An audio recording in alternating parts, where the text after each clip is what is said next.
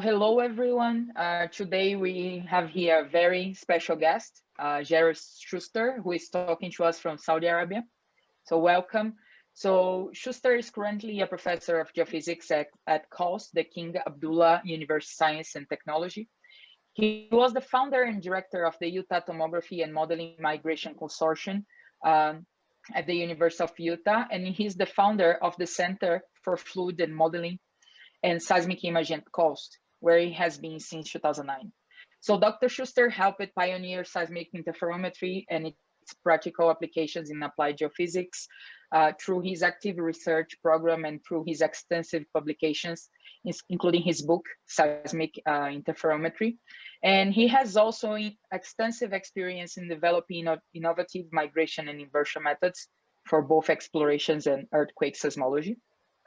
So he has a collection of teaching and research awards. He was awarded the SCG Virgil, I'm terrible at pronouncing this name of this award for SCG, Virgil Kaufman Gold Medal in 2010 for his work in seismic interferometry. And as I said, he also published this paper, Seismic Inversion, this book, Seismic Inversion, and is working in publishing another book called The Practical Machine Learning Methods in the Geosciences. So welcome, Gerard. It's okay. How should I call Gerard Schuster? Gerard, how do you prefer? Jerry? Good. Okay. Thanks again for accepting my invitation to participate in this conversation today. It's really pleasure to have you here. So I would start this interview with a question related to Brazil. I know you have been to Brazil sometime, so can you share with us like a special memory about something that happened during some time you spent in Brazil? Can you share with us? Well, I've been to Brazil probably around 5 times by now, and all of them were very enjoyable visits. But the one visit that really stays in my mind is to the northern part of Brazil near the Amazon River, a place called Manaus. And it's special for me because it's the start of the upstream adventures for people to go upstream to the Amazon. And ever since I was a kid, I grew up reading National Geographic magazines, and every other month would be some incredible pictorial about Brazil and the Amazon and the bugs and the snakes. And I was very interested in all that kind of stuff, and especially the piranhas. I wanted to see my first piranha, but I never had a chance. So it's a wonderland in Brazil, and I hope to go back and hire a guide and go up to Brazil sometime. Yeah, that's good. Okay, another question: have you had or have you worked with any Brazilian student before? Or I am working right now with a oceanographic institute in Brazil, and. awesome. And we've been working together now for about, I'd say about 4 or 5 months. And I'm working with Antonio and Jasmine down there. And we're kind of working on doing interferometric imaging of water reflections. That is, you have seismic data before the first reflection from the sediment comes in. You get all these reflections from density boundaries in the water. And we're trying to extract more information using interferometric migration with this kind of data. It's really cool. It sounds really cool. It's amazing to see. It's amazing to see seismic data where the reflections are not coming from sediments, but they're coming from the density variations in the ocean. It's amazing. It's beautiful, beautiful data as well. Beautiful data. Okay, because I always like to start with like these questions related to Brazil in some way, but now we're gonna jump to questions about your career. So how did you end up choosing geophysics as a career? I was in physics at the time in graduate school, and I was interviewing for jobs. And there are some jobs openings. It was in 1970. I think it was 1974 I was interviewing, and there weren't many jobs available at the time, and it looked like they were looking for a geophysicist or physicist. So I went to the interview, and it turned out the guy said, no, we're looking for a geophysicist. I said, what's a geophysicist? And he said this and that, this and that. I said, well, what are the schools that would allow me to get a job in this field? And I don't want to get a PhD, I want to get a master's. So list for me the names of the schools that can get a quick master's. And he listed 3 of them. One of them was Colorado School of the Mines, one of them University of Utah. One of them was University of Texas at A&M, and there are 4. University of Houston. So as a lark, I applied to 2 of them, and the Colorado School of the Mines application was too long, so I didn't do some dates for internet. So I said, forget it, I'm not going to fill that one out. So I filled out the Texas A&M and the University of Houston one, and I forgot all about it. Then I got these letters in the mail a few months later saying I'd been accepted to have scholarships to these 2 places. And at first I chose A&M, but I didn't really want to go there because they talked about this thing called plate tectonics, and I thought, what the heck is that all about? And the guy said, well, we crush rocks. And I thought, oh no, I don't want to crush rocks. So the University of Houston one was real quick. It was supposedly a 1-year, no master's thesis. And I thought, well, I'll do that one. So that's how I got my master's in geophysics, my first master's in geophysics. Okay. Then I was there for about 2 years, and I did a thesis, UT Austin and Galveston. And after I graduated, I worked for ARCO for about more than a year and a half, between 1.5 and 2 years.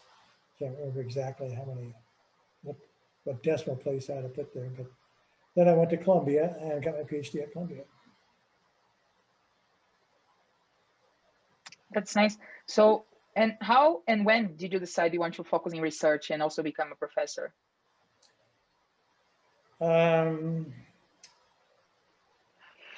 I had wanted to get a PhD for a long time. Maybe during my undergraduate years, I wanted to do that. Now, as far as becoming a professor, I wasn't quite sure what the job opportunities were, but I originally was born in the Northwest of the United States. I love the outdoors. I loved hiking and climbing and all that kind of stuff. And I didn't want to live in Texas because it didn't have those kind of opportunities. Sure. And so I chose a profession and a place that would allow me to play in the outdoors and work as well. And being a professor at the University of Utah is perfect for me, just absolutely perfect. Wasn't exactly Oregon, but it's just as beautiful in its own way than Oregon is. It's really beautiful. So the next question says, in 2010, you won the Virgil Kaufman Award from SCG, which is given to a person who, in the unanimous opinion of the SCG Honors and Awards Committee and the Board of Directors, has made an outstanding contribution to the advancement of the science of geophysical explorations. Can you tell us a little more about the meaning of this award for you?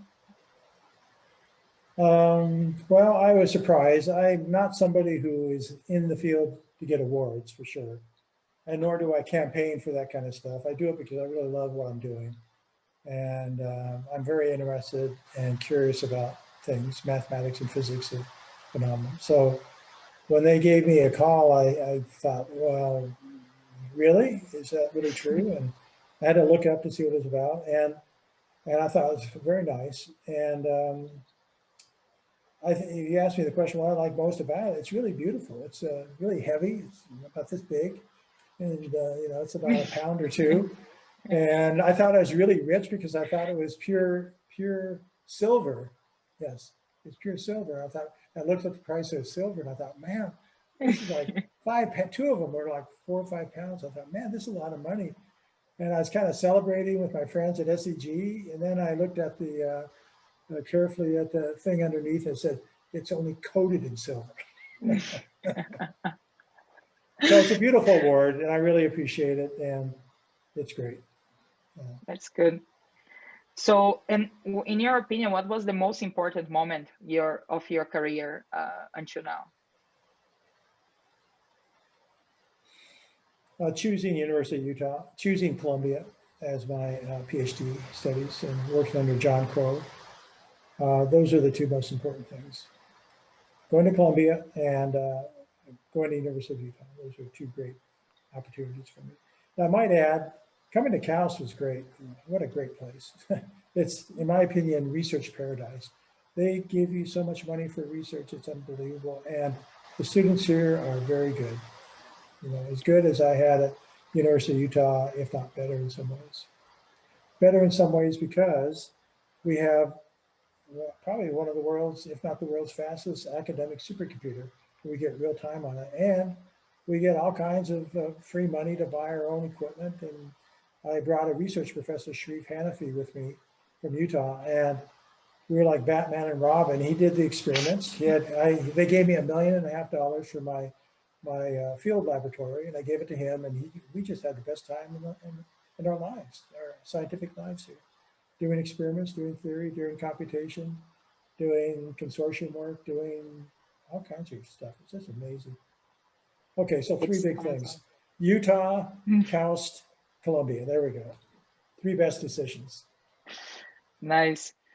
So in Google Scholar, you have more than 450 publications and more than 10,000 citations, which is really impressive.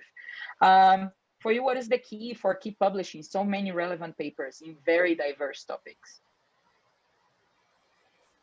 Well, you know, there's a thing called quantity and there's a thing called quality. And I much prefer quality over quantity. And I'm kind of a little bit embarrassed about the high number you cited of quantity. Why? I said they're impressive papers. And I try to keep the quality somewhat high and the quality somewhat high and the quantity somewhat low when I was at Utah. But because they gave me so much money, I had so many outstanding scholars working with me, graduate students and postdocs. You know, the quantity started climbing. And I'm kind of hoping that the quality stayed the same, if not maybe got a little bit better. But, you know, there's a lot of people that, you know, it's pretty easy to get the quantity, but to get the quality is another thing. And you know, you have to be wary of that idea of quantity as something impressive. Yeah, anyway. Okay, and among all these diverse topics you have, and if you had to decide which, what was your most relevant work, which one would you choose?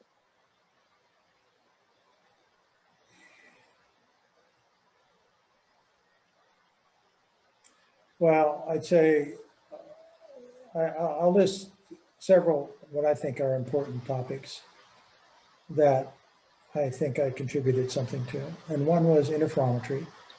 And I didn't understand it. And I had a sabbatical in 2000. I went to Stanford. Thank you, John Clarbat. And I tried to understand it. They had a special way of describing it. And I still didn't understand it after a month or so of talking to some of the students there. And so I just sat down and worked out the equations and tried to understand it. Then the key was, after about a month of working on it, stationary phase integration was the key to understanding what it really means. And once I made that breakthrough in 2000, you know, boy, I had a lot of low-hanging fruit in front of me for a few years. It was easy to figure out because I had the little diagrams and little Feynman-like diagrams to help me understand new applications.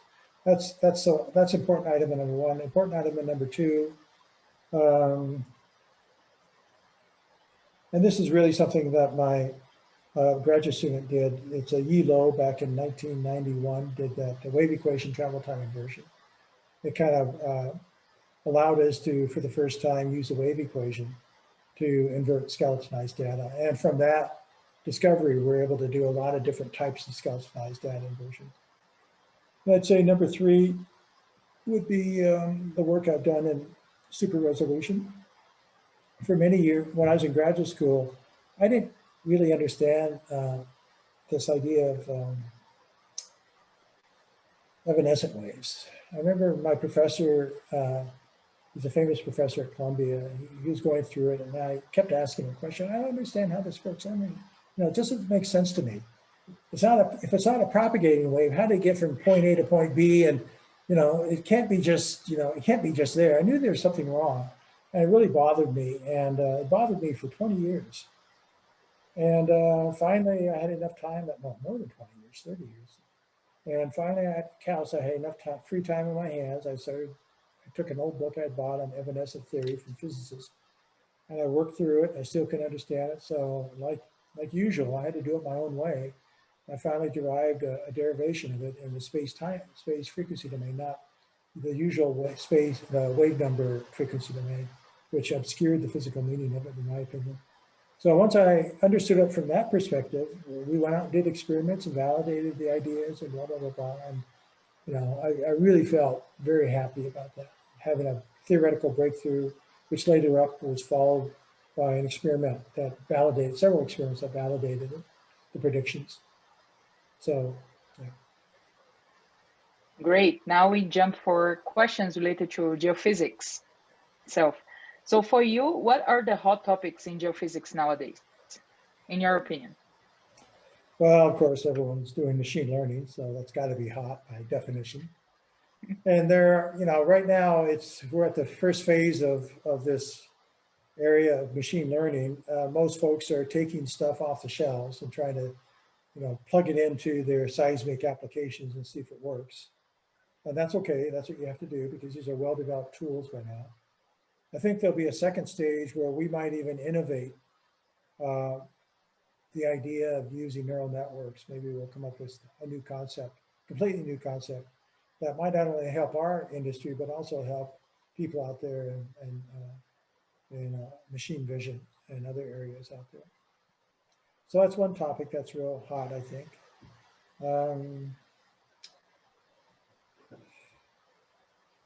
I think, well, least squares migration was kind of hot for a little bit. It still is. It's still percolating along.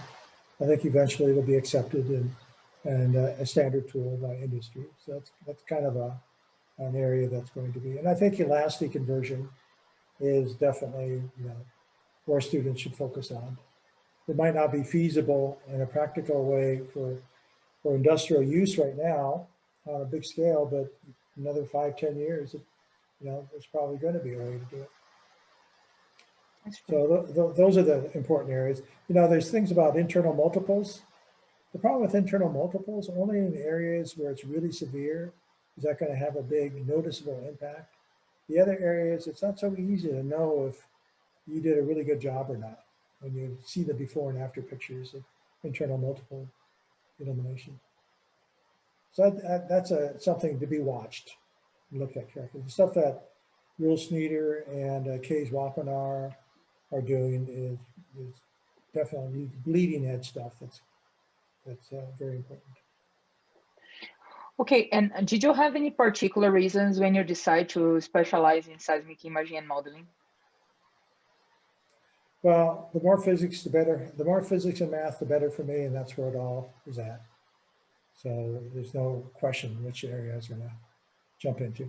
I also liked electromagnetic theory. I kind of knew the theory fairly well after taking graduate courses in it, and I liked it. But I never had the time to really do anything important. And I've done a few papers in it, but nothing, of course, very important. Okay, and in your opinion, what are still the main challenge in seismic modeling and imaging? Accuracy and efficiency. And the big challenge is going to someone has to figure out how to do 3D elastic modeling or viscoelastic modeling in a cost-effective way and not overwhelm our memory systems. And people are poking here and there, looking for the solution to that. And some of the work that Sergey Fennell is doing is pretty interesting, where he reduces the dimension of your matrix you need to solve for, so you can have much reduced computation time at modest decrease in accuracy. Once you break the computational cost, the computational barriers of 3D viscoelastic modeling, then everything else is going to fall very quickly. All the imaging methods will quickly follow that lead. Okay, in the past years, you have been publishing and working a lot with machine learning. In your opinion, are these machine learning methods really able to help for the challenges in seismic imaging, for example? Well, I don't know yet. I just attended a workshop about a week or two ago, EAG, I think it was in the Gulf Coast area here, the Arabian Gulf Coast. And I don't know if there's any breakthroughs. I looked for them and I could not find them. People are trying to use machine learning for efficient forward modeling, but they haven't done that yet. They haven't come close to it. I've looked at some possibilities, like Danielle Colombo is doing some very interesting work on using machine learning to do FWI crosswell, and the results he provided about a week or two ago are fairly impressive, so we'll see. But I think the one breakthrough they made with machine learning that is probably going to make a difference in the oil companies, it appears to be that you can train a machine to detect faults and map them in 3D data sets within hours compared to months for a human interpreter. So the idea is to train a machine to do that. And then when you come to a new area, do some what's called transfer training, use the old weights from the old trained machine, and just have an interpreter go ahead and pick a couple sections, take him a few hours for faults, him or her, and then the machine will take over and do the rest for you. And that's not fantasy. That's something I heard the Shell folks talk about as being a real deal. It's going to be a real time saver for them. Anything that's tedious, but the machine can learn how to do on its own, that's where the machine is going to make a big difference. And that fault picking apparently is a big deal. Of course, once you have the machine pick the faults, you have to have a quality control expert to go over the picked faults and make sure everything's okay. But that still saves months of time. In fact, we're having a workshop in January on machine learning at CAUS, and we invited a lot of the heavy hitters in the industry to come out and give us talks. One of them is the Shell, Stephen Gesbert, and a bunch of other heavy hitters in machine learning giving us the talks. Okay. So could you talk a bit about seismic interferometry? Like, why did you consider it a really important topic? I didn't consider it an important topic. I usually go after things I'm really interested in because I can't understand them. If I don't understand something, it's almost my whole life. If I really don't understand something and it looks interesting, it looks magic. Yeah, it looks magical. Then I go crazy. I gotta understand it now.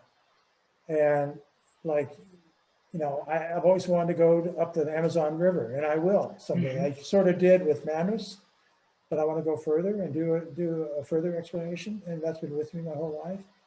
And like I told you before, super resolution, it really bothered me. I didn't understand evanescent waves for 30 years when I was at Columbia. And when I saw John Claerbout do his magical, he called it daylight imaging, I think, something like that. I saw that leading edge article where he took data from the sun, satellite recorded emanations from the photons from the sun, and from all that noise was able to come out with these beautiful pictures of the interior of the sun. I looked at that, and I went to his talk at SCG, I think in 99 or 98, and I couldn't believe it. I thought, all my life, I've been thinking that you had to have a controlled source to get beautiful image of the earth, and you don't. You can do it with noise. And I went nuts. I had to understand that. And luckily, John invited me to Stanford for a sabbatical. It's 2000, and I worked it out. You know, why it works intuitively and mathematically. So I'm a curiosity-driven person. I'm not a person who's driven by, oh, this is going to make me a lot of money or gain me a lot of glory. I just want to know things deeply. I don't stop and like a dog, a mad dog. If I really want to know something, I just keep pounding away until I finally get its essence. Okay, now could you talk a bit about your interest in geophysical application in archaeological studies? I didn't know about it, but someone sent this question. Oh, I love that area. Oh gosh, yeah, I've been interested since it seems like my whole life, my adult life has been driven by my passions when I was young. I love snakes, poisonous snakes. I love insects. I loved adventures in exotic places. And I loved archaeology. I remember going to the library when I was a kid, I don't know, 5th, 6th grade, going to the library and just reading books on Mayan archaeology and all the mysterious things there and blah, blah, blah. So anyway, when I was in college as an undergrad, I took a year of anthropology to kind of, see if I wanted to major. That almost had a minor in that, but I didn't have enough time. So anyway, so it was my thrill when I was given the opportunity to work with this paleontologist at Utah on dinosaurs, where we'd use seismic imaging methods to look for dinosaur fossils. And we went down to southern Utah for a weekend, or longer than a weekend. It was like 4 or 5 days. And we did GPR, we did 3D, seismic imaging down to a depth of about maybe a meter. We had 300 phones, 300 stations, blah, blah, blah. And we did find something that was very useful. We found a buried fossilized stream bed that the archaeologist was interested in. So that's one area where I did paleontology. Another area with archaeology was I worked for about 3 or 4 years in Tanzania with some wonderful paleoanthropologists at University of Indiana, Professor Catherine Schick, and her husband, and Nick Toth. And we worked in Olduvai Gorge, which, believe it or not, was the site that Arthur C. Clarke used as a background for his book 2001 Space Odyssey. If you've ever seen the movie. Have you seen the movie? No, not that I remember. You young people. What is the name again? 2001 Space Odyssey. Or maybe I don't, I'm terrible to remember if I have seen the movies or not, but. Well, it's too slow for you young people. But anyway, so anyway, here was killing 2 birds with 1 stone. I can do paleoanthropology, because I'm one of the first hominids in Eastern Africa, it's almost 2-point-something million years old, was found there by the Leakeys back in the late 50s. And I got to work at that site with a paleoanthropologist, and our goal was to determine the depth of the basement there and map it out using seismic. So we spent a period of 3 years going there, and it was absolutely the best experience in my professional life, combining everything. I even had my daughter go out there with me, and Sharif's daughter was out there for a couple of weeks. And just talk about copying to a career. That was just really something. Working with these folks. It was great. Combining science, combining my passions, and paleo, working and then turning around and seeing giant giraffes looking at me, trying to figure out what the hell's going on with you, and finding poisonous snakes there, puff adders, looking for mambas in the bush. Gosh, it was amazing. Oh, it sounds really nice. So last question about the geophysics part. In your personal opinion, what is the best way to study waves in geophysics? Do physics. Major as an undergraduate in physics, maybe even a master's in physics, throw in some math, and if you have time, get a geology degree as well, or a geology minor. Because a combination of physics, thinking like a physicist, knowing deeply the meaning behind rocks, and I'm not a geologist, so I'm still looking for the meaning behind the rocks. I think that's the best combination as an undergraduate. Then pour it on in graduate school with some great geophysics department.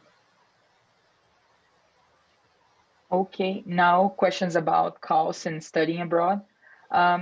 What great research opportunities can students expect to find in your research group at CAUS? And in other words, what are the main research topics in your group nowadays? Well, I'm leaving CAUS, retiring from CAUS in June. So I can't say about my future work here, but I'll say something about the work here at CAUS. CAUS, we just initiated a machine learning track in our department here. And it's going to be, we hope it's going to be approved the next month or 2 by the administration. We're going to have a kickoff workshop for the CAUS machine learning track in January. And we have about 5, 6, 7 professors who are all working on machine learning and various aspects of it in the earth science department and the energy department here. And we're all collaborating, and I think it's going to be a great place to do machine learning and geophysics work here, partly because we have such great personnel support here at CAUS. I mean, we not only have a great 6 or 7 petaflop computer, and we all have our 48 core workstations in front of us, and we can easily get more if we need more. But we get great help. We get lots of software support. We get tutorials on various aspects of Python, Scikit, Colab, et cetera, et cetera. It's a great environment here. I'm not making things up. It's great. So this is a good place. If you want to do geophysics and machine learning, this might be a good place to consider. I have seen pictures of cows, and I was just impressed. It seems really beautiful. Oh yeah, and you can go snorkeling here on the weekends. They have a boat that goes snorkeling every week. I just sent a bunch of my students, 4 or 5 of them, snorkeling about a month or 2 ago. So yeah, it's a pretty. And I go biking on the Red Sea coast every day, twice a day. And really? Wow. I'm jealous now. Weather. You cannot beat the weather here. I don't know if I can go back to Utah. It is sunny 365 days a year, 365. And the best weather in the world is between November 1st and about April 15th, about 60 degrees and 70 degrees day and night. And during the summer, you just get up a little bit earlier, beat the heat, and you go biking around 7 or 8 o'clock at night to beat the heat as well. So I was trying to beat the heat in Houston to bike. That was a challenge during summer. Well, you can beat the heat, but you can't beat the humidity in Houston. The Houston humidity is really something, but the humidity here is not bad at all. Oh, no. But yeah, like for me or people in Salvador, we are so used to the humidity, you know, that it's just, one thing that I don't like about Colorado is because it's too dry. I just hate it. So yeah, it really depends. How about the sunny days? Are there as many sunny days in Colorado as there are in Sao Paulo? Like in Colorado, sunny, just really, like now it's winter, right? But today it's kind of like sunny. It's, I just have in Celsius now, it's 14 Celsius, which I don't have an idea what is that in Fahrenheit, but it's kind of like sunny, but at night it's cooling down like really, really quickly. But during the winter, during the summer, it's really hot, like 100 Fahrenheit, then I know. And the humidity is like below 10%. So I just die. I go out and it's like, God, I cannot breathe. So yeah. Well, you'd love Taos then. Maybe one day we'll visit. Well, you know, they do hire professors here. They do hire professors. Who knows? Nowadays, we don't have so many jobs in the industry. So who knows? Okay, what are the key elements needed in order to be accepted, for example, in your research group at CAUST? What does the group expect from accepted students? Well, it's up to the main professor, but the minimum GPA, I think CAUST demands for a PhD is a 3.5 or above. There's probably some wiggle room there if the professor is really in love with you and wants to bring you there because of some outstanding aspect you have in your background. But so that's what you need, and you've got to find a professor that will support you. So you know, if you really want to go to CAUST, identify a professor, and if you have above 3.5 GPA or close to that, you know, just pile it on when you start writing the professor with your resume that you want to work with him or her. No, but for example, how do you select the students? I know you're retiring next year, but normally yeah. Okay, I demand physics, a good physics background. And so what I do is I get my 1 or 2 or 3 best postdocs, usually 1 or 2, and we call up the student, okay? And then I look at what the student says. If they say, I know this, charge, we go as deep as we can see how far we can get. And this works. This is a good advice to any young professor. Interview these people by Skype, and just don't ask questions like, what's your favorite hobby? And gee, did you take some geology courses? No. When they say, yeah, I like EM and Maxwell's equation. Oh, okay. Sit down and derive all 4 Maxwell's equations. Give me the physical meaning of each one. And we keep doing that. I mean, I keep doing it. And I keep digging and digging. Okay, so what if you have anisotropic dielectric media? What will that do? Da, da, da, da, da. And then the worst thing is if a student tries to BS you, and I'll figure that out right away. But if a student says, well, I don't know, that's fine. You don't know, tell me. Don't try to BS me. So, and I've been able to uncover some real jewels this way. You can really tell the character of somebody by what they do when they're under a lot of pressure like this to perform when they claim they knew something. That's true. So I know we were leaving, but could you say if they're retire next year? Could you say if there are like opportunities for international students at your research group at CAUS? Are you the only faculty in your research group, or? I think there's something on the order of 9 research professors in what's called the ERSE,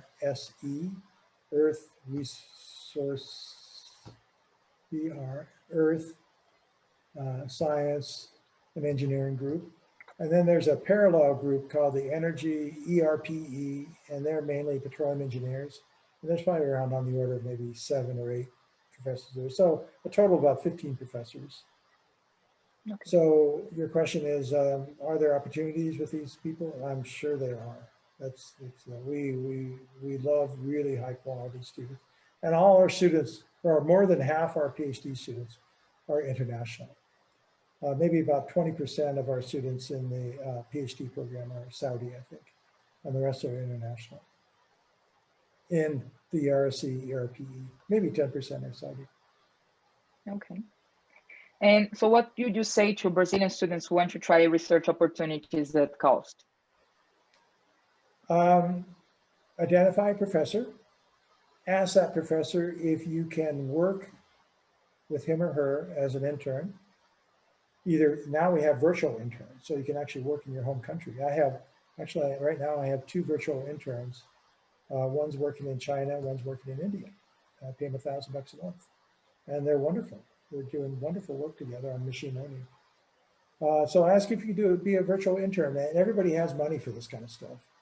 And if the professor likes your resume, what you're doing, what you want to do, it's not going to be that much harder for them to say, yeah, let's do a virtual internship, or come visit for a summer.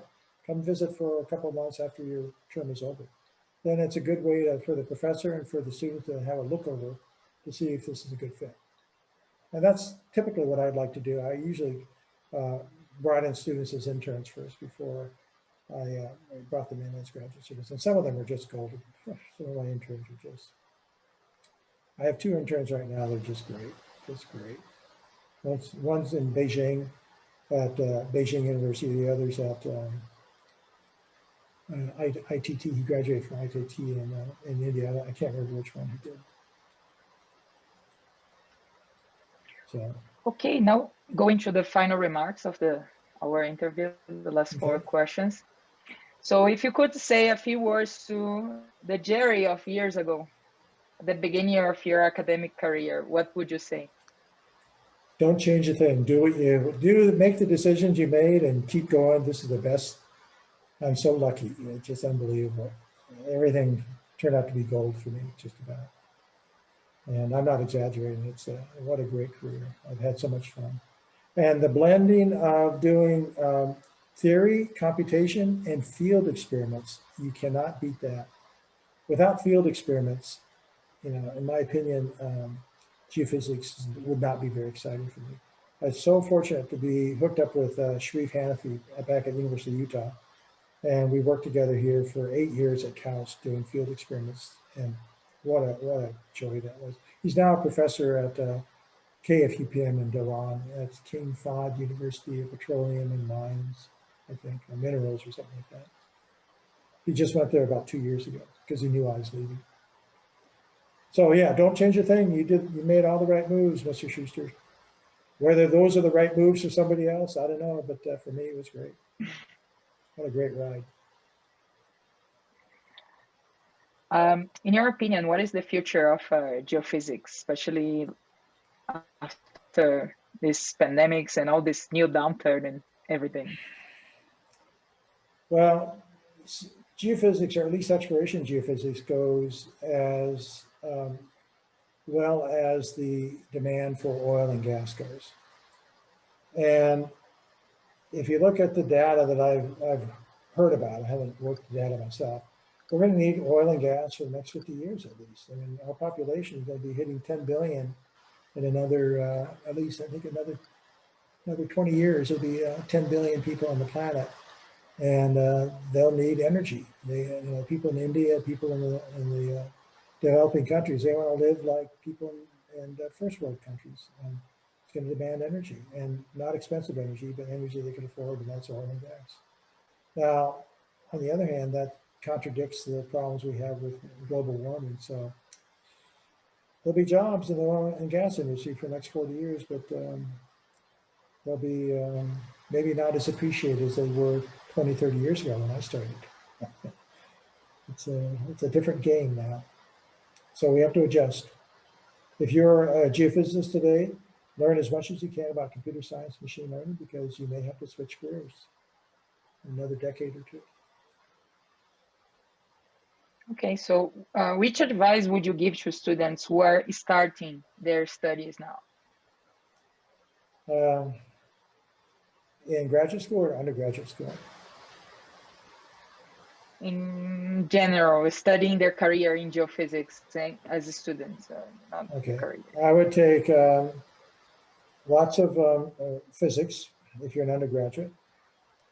Get a physics minor at least, maybe even a major as well.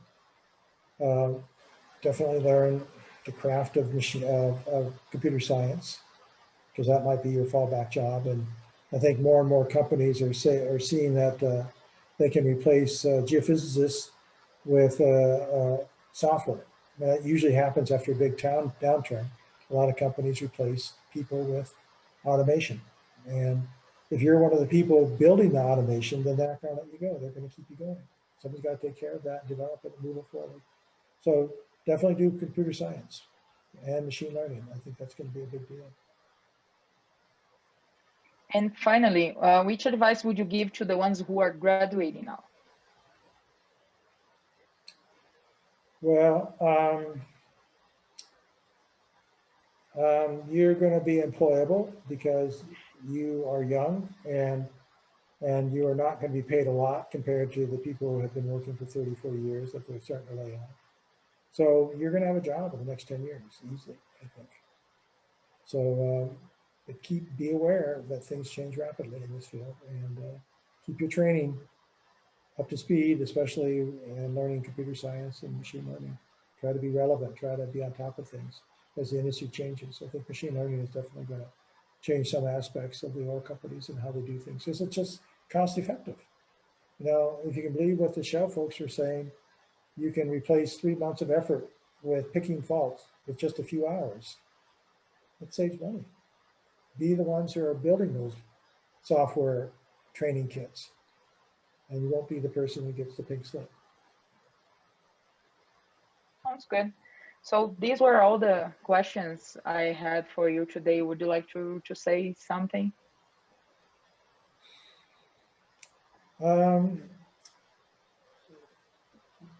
I would like to say then maybe follow your heart, what you really, really love and enjoy. That's what you should be doing. But you also have to temper that with prospects for a long-term viable job. So if you can combine those two, you're going to be, I think, very successful.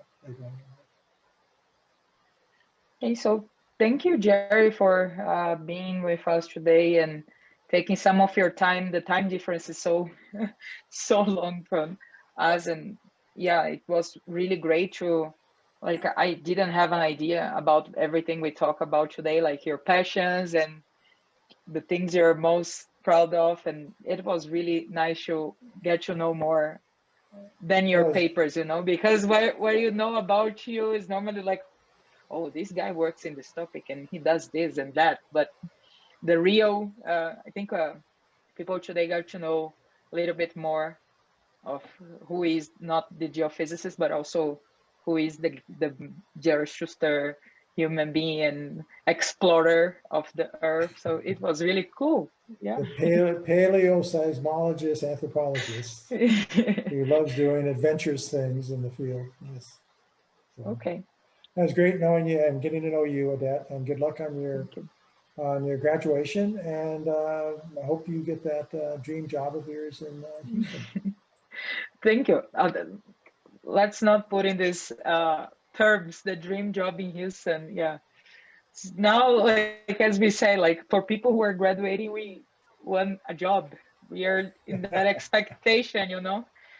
If it's gonna be in Houston, if it's gonna be dreamy, now it's just okay. The job first, and then we think. You'll get that job. It'll be a great job for you. Thank you so much, Jerry. Okay, thank you, Have a Odette. great night. Bye-bye. Bye-bye. So thank you, everyone, for staying with us. This was our talk with Gerard Schuster. And next week, we are going to be back with David Hale. I hope you guys have enjoyed. Bye-bye.